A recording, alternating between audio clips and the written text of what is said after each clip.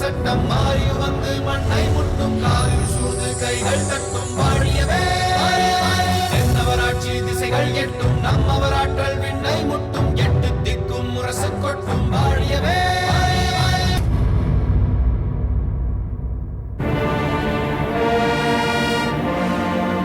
பிரபு, வெகு நேரமாக ஏதோ சிந்தனையில் இருக்கிறீர்களே, அது என்னவென்று என்னிடம் சொல்லக்கூடாதா? உங்களுக்கே தெரியும் அல்லவா, நீங்கள் கூறும் எந்த ஒரு விஷயத்தையும் நான் யாரிடமும் கலந்து கொள்ள மாட்டேன் என்று. தேவி, ஏன் ஏதேதோ கற்பனை செய்து கொண்டிருக்கிறாய்? உன்னிடம் மறைப்பதற்கு என்னிடம் ஏதுமில்லை. உண்மையாக சொல்ல வேண்டுமானால் நான் இப்போது மிகவும் மனநிறைவோடு இருக்கிறேன். அந்த ஆனந்தத்தை ரசித்துக் கொண்டிருக்கிறேன். ஆனந்தத்தை ரசிக்கிறீர்களா? எனக்கு புரியவில்லையே. நிச்சயதார்த்த நிகழ்ச்சி நன்றாக நடந்தேற வேண்டும், அதில் எந்த குறைபாடும் இருக்கக்கூடாது என்று சற்று கலக்கமாக இருந்தேன். ஆனால் நான் எதிர்பார்த்ததை விட மிக நன்றாகவே அது நடந்தது. அன்று நீ சொன்னது ஞாபகம் இருக்கிறதா தேவி? நாட்டை ஆளும் மன்னருக்கு இந்த இல்லத்து நிகழ்ச்சியில் இவ்வளவு பயமா என்று நீ கேட்டாய் அல்லவா? அன்று உன்னிடம் சிரித்து மழுப்பி விட்டேன். ஆனால் உண்மையிலேயே அந்த நிகழ்ச்சி நடந்தேற வேண்டும் என்று மிகவும் ஆவலாக இருந்தேன். இந்நாள் வரை பகை நாடாக இருந்த சோழ நாடு நம்மோடு நட்புறவாகி இன்று நம்மோடு சம்பந்திகளாக போகும் இந்த நிச்சயதார்த்த நிகழ்ச்சி என்னை மிகவும் பரபரப்பில் ஆழ்த்திவிட்டது. அது மட்டுமில்லாமல் இங்கே இளம்வழுதியின் காதல் விவகாரம் எங்கே அவன் முகத்தில் காட்டிவிடுமோ என்று சற்று பயந்திருந்தேன். நல்ல வேளை, அப்படி ஏதும் நடக்கவில்லை. ஆனால் நிச்சயதார்த்த நிகழ்ச்சி நான் எதிர்பார்த்ததை விட மிக சிறப்பாக நடந்தது.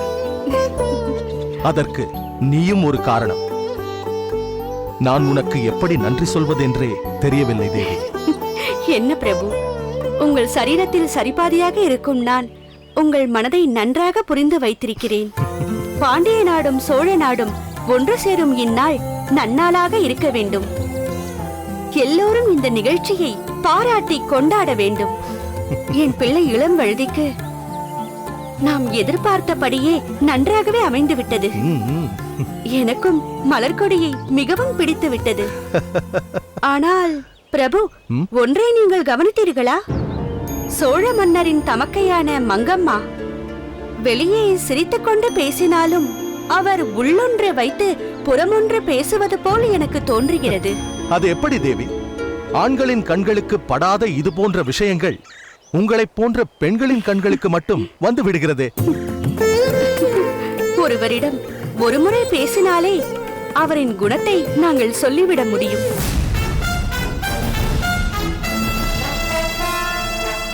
எங்களை போன்ற பெண்களின் சாமர்த்தியம். தந்தையாரே, வா இளம்வழுதி, ஏன் இந்த பரபரப்பு? நான் இன்றே இப்போதே சோழ நாட்டுக்கு புறப்பட வேண்டும். தங்களிடம் சொல்லிவிட்டு போகத்தான் வந்தேன்.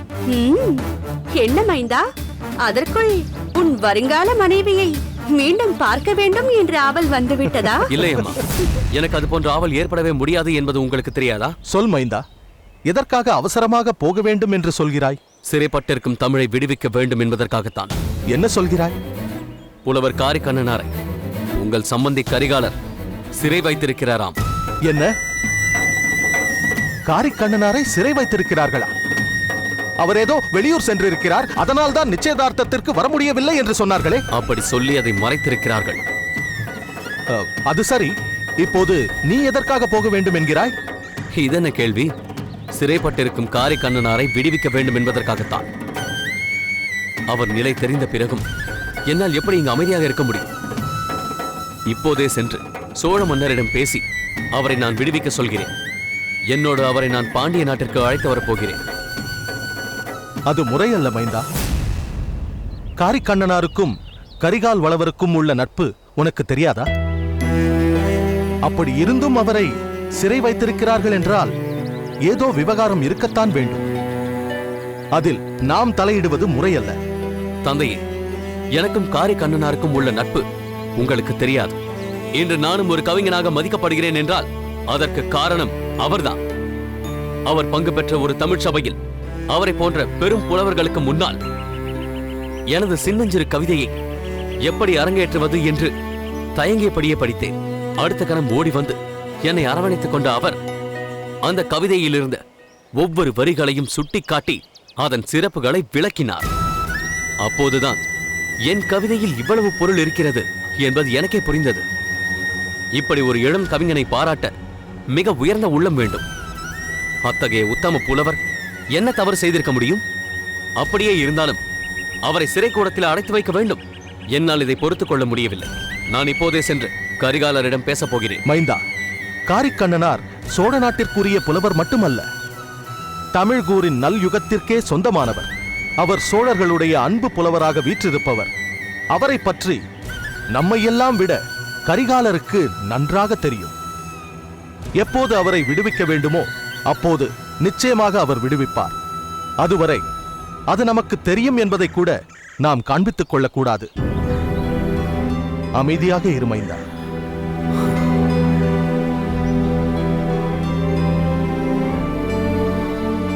பிரபு, இவன் என்ன புலவருக்காக இவ்வளவு ஆவேசமாக பேசிக் கொண்டிருக்கிறான்? அது அவர் மீது கொண்ட பற்று. அதற்காக நாம் பெருமைப்பட வேண்டும் தேவி.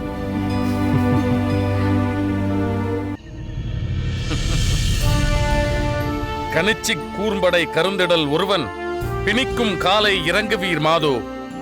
நல்லது செய்தல் ஆற்றில் ஆயினும் அல்லது செய்தல் விடுமின்.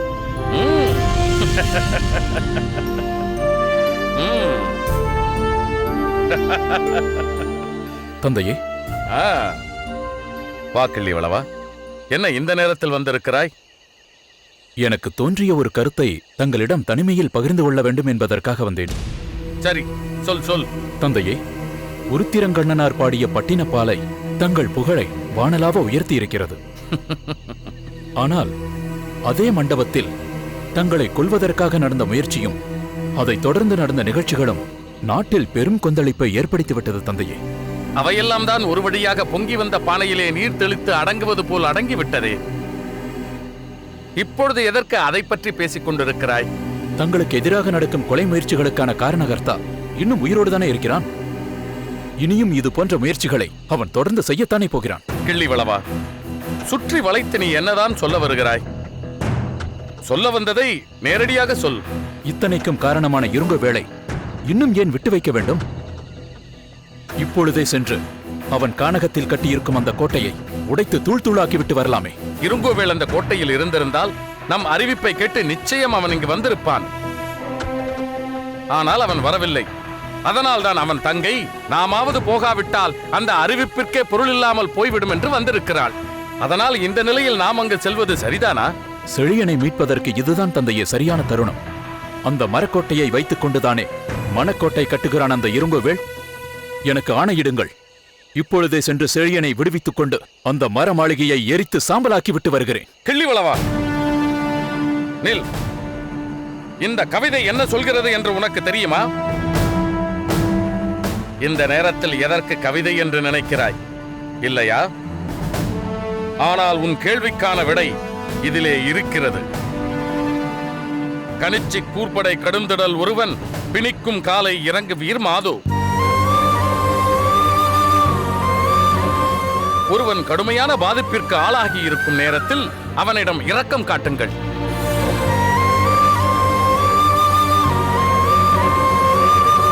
நல்லது செய்தல் ஆற்றிராயினும் அல்லது செய்தல் விடுமின். உங்களால் அவனுக்கு நன்மை செய்ய முடியாமல் போனாலும் பரவாயில்லை, தீமை செய்யாமலாவது இருங்கள் என்கிறது இந்த பாடல்.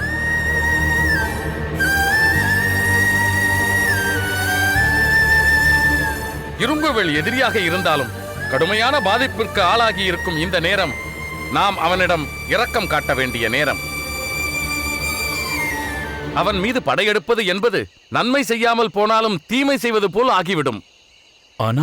ஆனால் என்ற பேச்சிற்கே இடமில்லை.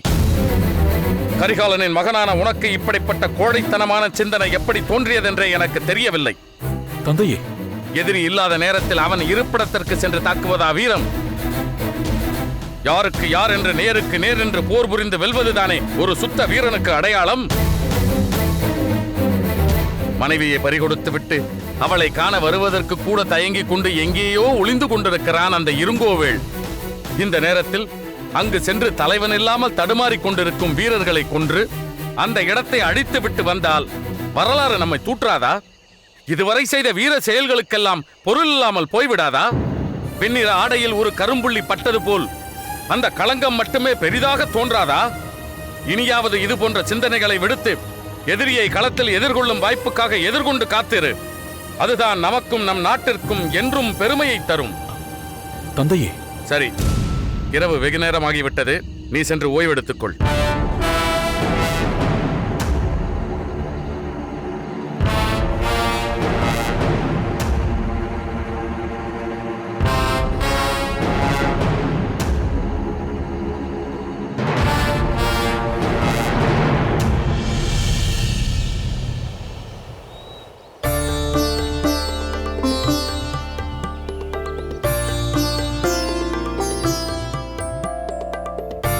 அம்மா, போதும் அம்மா. இதையெல்லாம் இப்போது நீங்கள் தான் செய்ய வேண்டுமா? என் தோழிகள் வைக்க மாட்டார்களா? பேசாமல் இருடி. நீ சிறுமியாக இருந்த பொழுது உன் தோழிகள் தான் மருதாணி வைத்தார்களா? நான் தானே செய்தேன். அதற்கில்லை அம்மா. இன்னும் இதை நீங்கள் தான் செய்ய வேண்டுமா என்று ஆதங்கத்தில் கேட்டேன். இன்னும் எவ்வளவு நாளைக்குத்தான் நான் இதையெல்லாம் செய்ய போகிறேன்? நீ திருமணமாகி பாண்டிய நாட்டிற்கு சென்று விட்டால் நானா வந்து இதையெல்லாம் செய்ய போகிறேன்?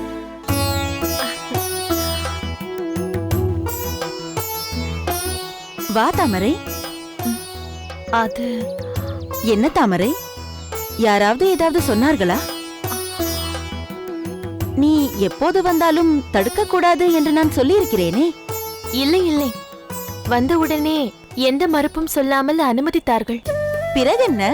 இல்லை, இளவரசி மட்டும் இருப்பார், சிறிது நேரம் விளையாட்டாக பேசிக் கொண்டிருக்கலாம் என்று வந்தேன். தங்களை கண்டதும் என்ன பேசுவதென்று புரியாமல் நின்று விட்டேன். அதற்கென்ன? உங்கள் விளையாட்டு பேச்சில் என்னையும் கலந்து கொள்ளுங்கள். நானும் உங்கள் வயதை கடந்து வந்தவள் தானே. அப்படி சொல்லம்மா. வா தாமரை, இங்கே வந்து அமரு.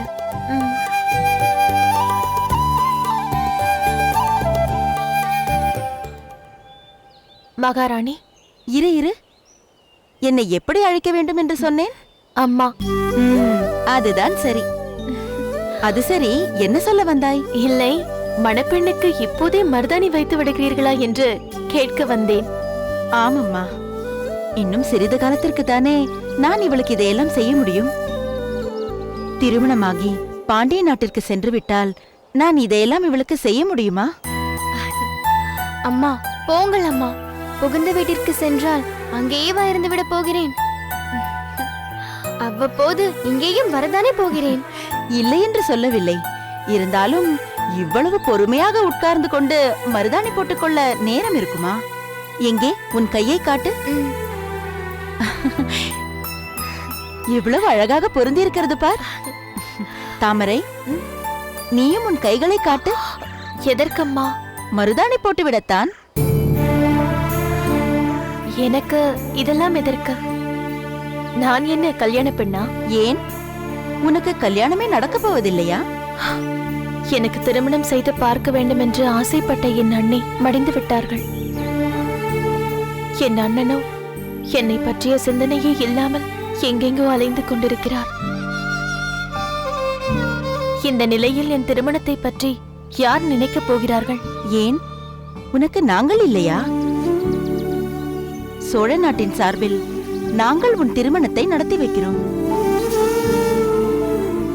நானும் மாமன்னருமே தாய் தந்தையர் பொறுப்பில் இருந்து மாப்பிள்ளையை கைப்பற்றி தருகிறோம்.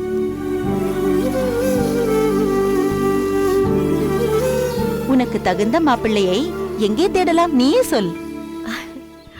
இந்த சோழ நாட்டில் பார்க்க சொல்லலாமா, இல்லை பாண்டிய நாட்டில் பார்க்க சொல்லலாமா?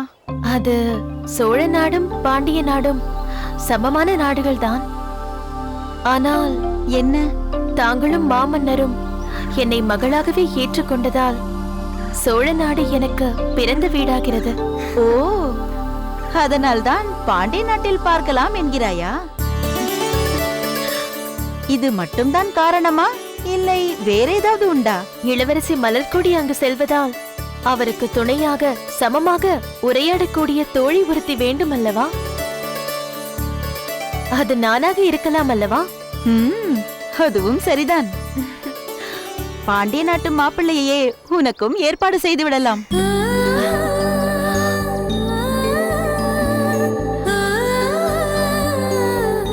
அம்மா, அவள் மனதில் வேறு ஏதோ நினைவிருக்கிறது. பாண்டிய நாட்டில் மாப்பிள்ளை பார்த்து விடலாம் என்று சொன்னதும் வெட்கத்தில் அவள் முகம் சிவந்து விட்டது. பேசாமல் இரு மலர்கொடி.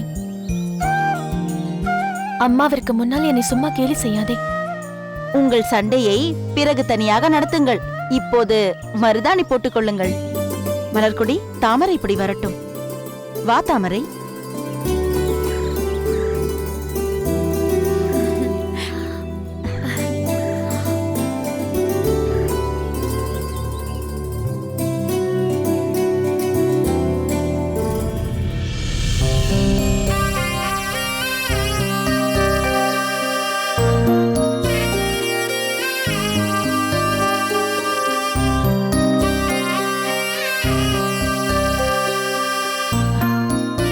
என்ன தாமரை? ஒன்றுமில்லை. உங்களுக்குள் நான் என் அண்ணியை பார்க்கிறேன்.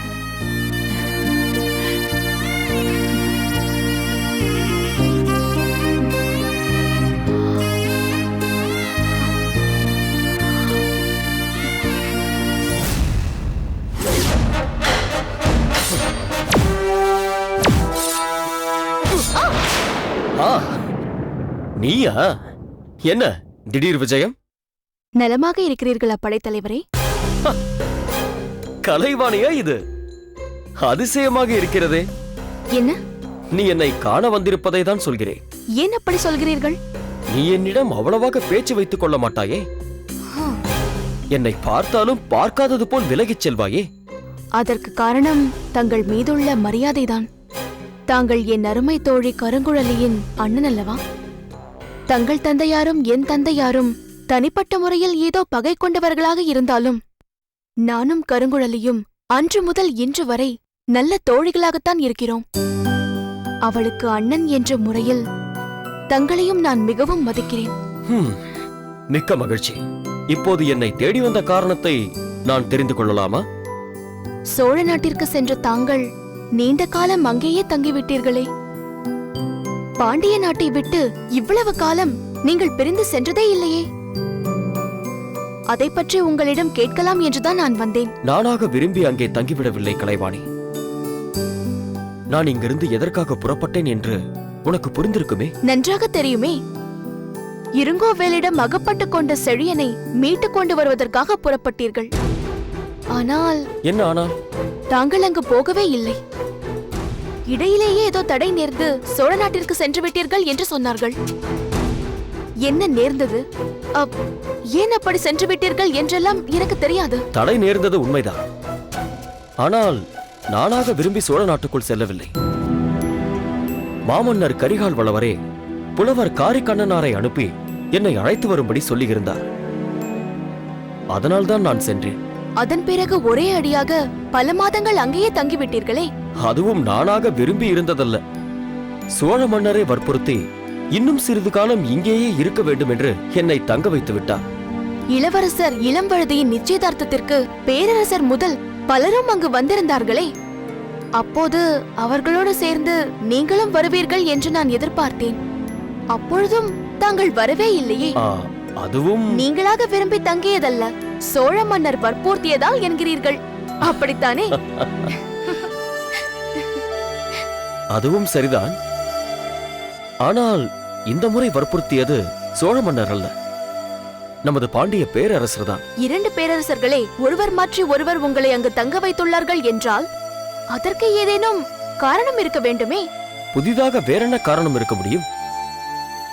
செழியனை பற்றி ஏதேனும் செய்தி கிடைத்தால் அவனை மீட்டு கொண்டு வருவதற்கான சாத்தியக்கூறுகள் வேறு ஏதேனும் தென்பட்டால் அதை செய்வதற்காகத்தான். அப்படி செழியனை பற்றி ஏதாவது செய்தி தெரிந்ததா? அவர் அங்கே நலமாக இருக்கிறாரா? அப்படி வா வழிக்கு. என்றும் இல்லாமல் நீ என்று இங்கு என்னை தேடி வந்து இவ்வளவு தூரம் சுற்றி வளைத்து பேச்சு கொடுத்ததெல்லாம் செழியனை பற்றி விசாரிப்பதற்காகத்தானா? ஏன், என் மனதில் உள்ளது தங்களுக்கு தெரியாதா? அதை பற்றி கருங்குழலி சொல்லவில்லையா? அவள் சொல்ல வேண்டியதில்லை கலைவாணி, எனக்கே தெரியும்.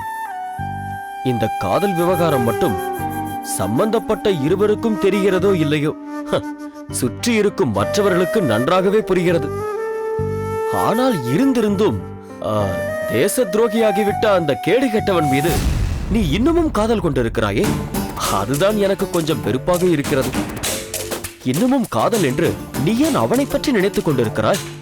அவன் எப்படி போனால் என்ன? அங்கேயே இருங்கோவியலின் சிறையிலேயே மடிந்தால்தான் என்ன? போதும், நிறுத்துங்கள்.